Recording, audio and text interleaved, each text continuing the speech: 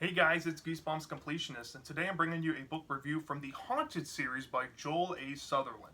This is my first book review in this series. I've been dying to get to this story ever since I bought it, and I've been saving it for Halloween, and I'm glad I read it because I had a really fun time reading this. This is book number, I believe this is the second book in the series, if I'm not mistaken, and it's called Field of Screams. Now this series is only 4 books long. The reason why I bought this series was because R.L. Stine has a quote on the back that quotes one of the books in the series called The Nightmare Next Door, and it says, "This book is chilling." So anytime I see R.L. Stine quoting a book series, I try to pick it up because if R.L. Stine knows about it, and I'm a Goosebumps fan, and if R.L. Stine knows about it and is quoting the book and the book's advertising his quote, I want to get it because if he's impressed, I might be impressed. So as a fan thing, that's what I like to do. And honestly, I wanted this because this brings up Halloween on the back blurb, and I was really anxious to get into this story. It sounds like a story, basically in a nutshell, it sounded like a haunted hayride story. Now after reading it, it's not quite what I expected it to be, but it's also a book like I didn't know I wanted and I got at the same time. It's not a book that I would have obviously just go out of my way to ask for or anything, but I think it's good. I think this is a really solid pick, and if you have never read this series, or maybe you want some Halloween time reads or something else to enrich your palate, this is something I would recommend. I would go out of my way to say I recommend this book. So let's get into the plot overview without giving too much away. So this kid named Darius is grieving the loss of his father. His father passed away, and majority of this book doesn't go into too much detail of how Darius' father passed away until the midsection of the book. But it's basically implied, and you already know as the reader, that Darius has experienced a great loss in his life, and he's been going through some hard times in the grieving process of losing his dad. It's coming up near Halloween, and this haunted hayride attraction place that him and his father used to go to every year, every Halloween, or around every Halloween at least, has ads on the TV, which has, the book starts out with the ad playing out like a movie or something, and you think that it's actually part of the story, but then it's revealed that, hey, no, it's just a commercial that they're watching. I really dug that, by the way. I like it when stories introduce the meta aspect immediately and then cut it to their story. I think that was a genius way of writing on Sutherland's part there. Gets you right into the spookiness, just throws you right in, and it gets you intrigued and want to keep turning the page. And it's revealed that Darius is watching TV with his little sister, and his mom calls him downstairs to tell him that his cousin and his aunt are coming to visit. And his cousin and him used to be very close, but his cousin moved away a little while ago because his parents are divorced and his mom got another job and they had to move to have a better life. And Darius feels like maybe spending time with Ryan could try to help him around this time of year, because this was the time of year that he's did a lot of things with his dad, and maybe it might help him distract him from grieving about his father. But at the same time, Darius is also apprehensive because he knows that Ryan's going to want to go to this haunted hayride place because he really thinks it's cool, and he remembers going there too. And Darius just doesn't want to go because he doesn't want to bring up sad feelings and whatnot. So it cuts to Ryan, which is his cousin's name. Ryan and Darius' aunt arrive to stay at their house, I guess for the weekend, or I don't know how long. It's never really elaborated on in the book, but they're there for a short amount of time. And when they get there, Ryan and Darius try to catch up, and Darius basically says that Ryan's kind of more on the annoying side, but maybe they can just find something to do, maybe play video games, try to do things that they used to do together. And I really like the commentary that the author did about the characters, because it kind of layers both of them as characters, Darius and Ryan. They're pretty much the main focus of the story. it not only shows how distance has affected their relationship, but it shows how much they've grown individually as they've gotten older, and since they've had distance in their relationship since Ryan moved away. Like, for example, Darius grew out of video games, but Ryan grew very much into video games, and he loves video games. That's like his favorite thing to do. And Darius is like the opposite. But at one point, they used to have that common thing about them to bond over. Now they really don't even have that. But they try to play some video games, kill some time. Darius, thinks Ryan's kind of annoying. And then Ryan, of course, drops the bomb and says, hey, I want to go to this haunted hayride place.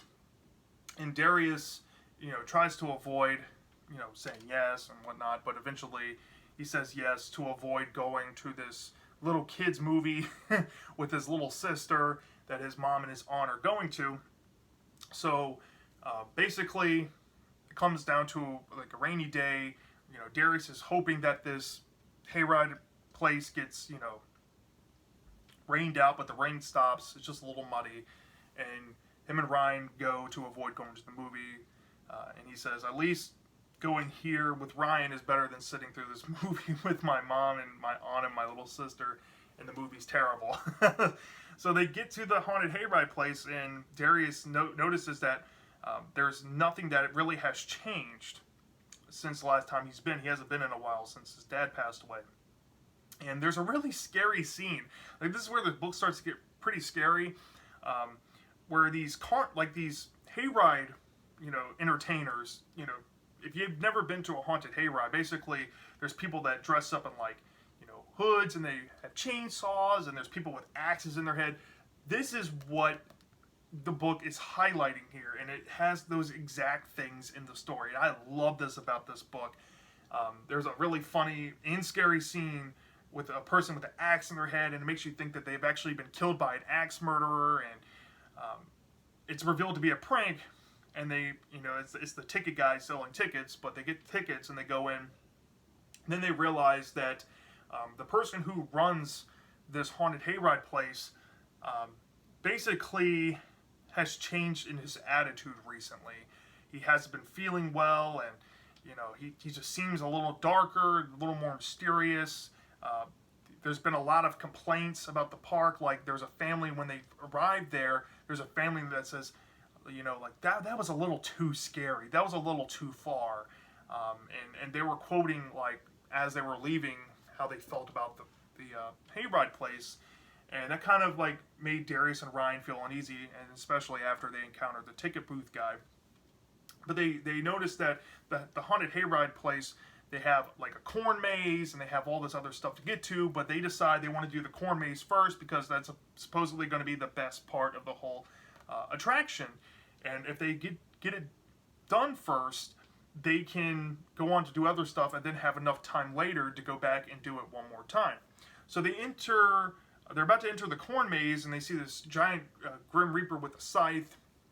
They encounter the person who runs the place, and it makes them feel uneasy. The guy seems not all there upstairs, if you know what I mean. And then Darius gets so nervous he has to go to use the bathroom. When he goes to use the bathroom, he finds this rock that kind of looks like a skull, and he carries it with him and tries to pull a prank on Ryan, trying to kind of lighten the mood. And he basically pulls his head through his sweatshirt and puts the rock that looks like a skull on his head and scares the crap out of Ryan. And then Ryan thought it was cool, and Darius was like, he hands him the rock and says, hey, just get rid of this thing. But Ryan carries it into the maze with him anyway. Now, when they go in this maze is spelt like the name of the attraction itself. And they have to navigate through the whole maze that it's spelled out in letters. And then there's a trick if they hold their hand to the left wall of the maze, and they keep going on that track. If you follow the left, you'll find your way out of the maze eventually. But they decide to go in without doing that trick to kind of make it more fun and less predictable and more exciting. So as they go through, they interact, with some carnival attraction workers that are in the maze. The person with a chainsaw and, you know, typical stuff like that, jump scare type of stuff that is really fun to read in the story. But then it gets very, very, very weird. They enter basically a endless loop in the maze, and they get lost and they freak out. So in a fit of rage, Darius throws the rock skull over the maze wall, and it lands somewhere, and they run through the maze wall. Then they find this like creepy shrine with a scarecrow, and the rock had hit the scarecrow's head off. And when they walk in there, they realize that it's like extra cold, and there's something that really feels weird about being in there. And then they have this interaction with this little boy, and this little boy looks lost, and he looks very pale, kind of ghostly, and they're trying to help the boy out, you know, where they came from. They're like, okay, well, the little boy says, well, I think I know a way out, follow me. So as they're walking, they encounter this other giant, you know, pale to the touch, like cold to the touch ghost looking thing. I'm not going to say it's a ghost, but it's a ghost looking thing. They think it's a ghost, but they're not too sure. And they try to escape, because when Darius gets touched by this giant ghost, it like turns like painfully red on his skin, and he feels like he's going to get ill. So when they escape out the side, and it's it's like not quite closing time, but people are like, oh, okay, so why did they run out of there? And they run straight up to near the house, and they want to you know, talk to the owner of the place. But the owner of the place sees it, and the kids tell them about the boy they saw, and the owner says, well, follow me, I got to tell you something. And then there's a big revelation that the owner explains, is that the little boy was his cousin, and the cousin tragically died years ago in the cornfield, in the exact spot where the Scarecrow Monument is. And he built the corn maze, and he did this Halloween attraction to kind of like, you know, ease his grieving about the loss of his cousin. And as they're in his house, there's poking and prodding, and they find out a little bit of history about how the man acquired the farm, and that this other guy, he was a very mean man. Basically the government took his house from him, and he was put in jail, and he died. But it's said that you know, if he was dead, he would probably be haunting the living, because he is trying to get his, you know, his what's rightfully his back. He apparently got in trouble for accidentally shooting at somebody and fatally killing them. Yes, it's something like that is in this story. But after they discovered that, Darius and Ryan find this room, and it's basically a shrine to his cousin, and they have all this stuff like pinned to it, and then maybe they started to think that maybe this guy actually murdered his cousin, and the cousin didn't die by accident. And the guy gets angry, and they try to leave, and Ryan bolts back to the maze. Now this is where the story gets very, very, very interesting in a way. Basically, there's a lot that happens, but I don't want to spoil what happens. But basically, there's a revelation on the line of who these two ghosts are. You already know one of them. One of the ghosts is the dead cousin of the owner, and another one is a character relevant in the revelation that the owner made about who we acquired the land from, the former landowner. And basically, there's a big revelation about what this corn maze actually is and what it represents. It may or may not be a portal to the nether realm, as it's called in the story, or it may or may not be a portal to, you know, an extra dimension that it's also kind of like hinting at as well. Then the story ends on a lighthearted, you know, heartfelt note, and then, well, at least the climax, and then it cuts to the final chapter where it's a flash forward in events, and Darius is near the place where his father died. There's a mechanism you learn in the story. I don't want to spoil it, but let's just say something gets brought there that, you know, is significant to his father, and then the ending kind of leaves it open-ended for Darius, and I'll leave it at that. So basically, that in a nutshell is Field of Screams. The strengths on this book is how touching it felt. Like it felt like a sadder, more somber story with its hint of horror, and had its true moments of just gritty fun and had that atmosphere I was craving for. Like, this was something, it itched to scratch I was looking for, a haunted hayride type of kids horror book. This is something I was really looking forward to. So yeah, I was very impressed with this. As well, I loved the pacing of this story. It worked very well. There was hardly no filler. It did take a while to build, like, to the midsection of the book, but this is like 170 pages. First half just built it, and then the second half just released it, and it all felt organic. Didn't feel rushed in any parts. It did feel like it was missing something, which I'm going to get into in the negatives in a sec, but other than that, the pacing worked very fine. The subject matter, you know, Darius losing his father, this story is basically a big metaphor for grief and the grieving process, and that's basically the underlying theme to this book. It has a genuine underlying theme, and I think it serves an impactful message because it's universally relatable. We've all grieved at some points in our lives. And yeah. But the negatives I have was that even though it had its scary moments, it felt like it was missing more of the sinisterness it was going for in the second half, especially with the big reveal about the big bad of the story, the big specter guy, the Nether Realm situation, the afterlife, the parallel universe stuff. It just felt like something was missing there.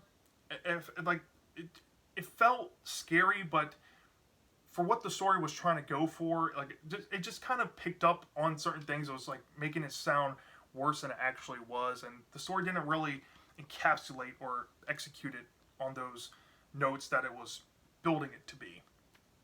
And I found that to be kind of disappointing in a way. But aside from that, that's basically the only negative I have with the story. I kind of wish the twist at the end was a little bit better, but it worked fine. I'm not saying that I hate the ending of this book. It works. I just, you know, this is something I'm not going to deduct points on. I just wish it was kind of better, but what we got worked. That's how I feel about it. So, all in all, I've really enjoyed this book.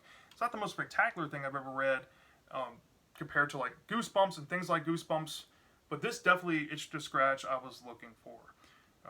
Dealing with, like, a haunted hayride attraction type of story. Really dug it. So from a 0 to 5 stars, you know, with those, you know, the minor little problem I mentioned about how the sinisterism wasn't executed all that well, I only deducted like 0.3 off of that. I gave this book a 4.7 out of 5. It's pretty exceptional. Pretty exceptional book. I highly recommend this if you have never read the Haunted series by Joel A. Shusterland. Definitely start here. If you like Halloween stories, read this. You will not be disappointed. It doesn't take place on Halloween. It's around Halloween, but it definitely has that vibe. So yeah, that's my review of Field of Screams. Let me know in the comment section if you have read this book. Did you love it or did you hate it? I'm dying to know, and I'll see you next time.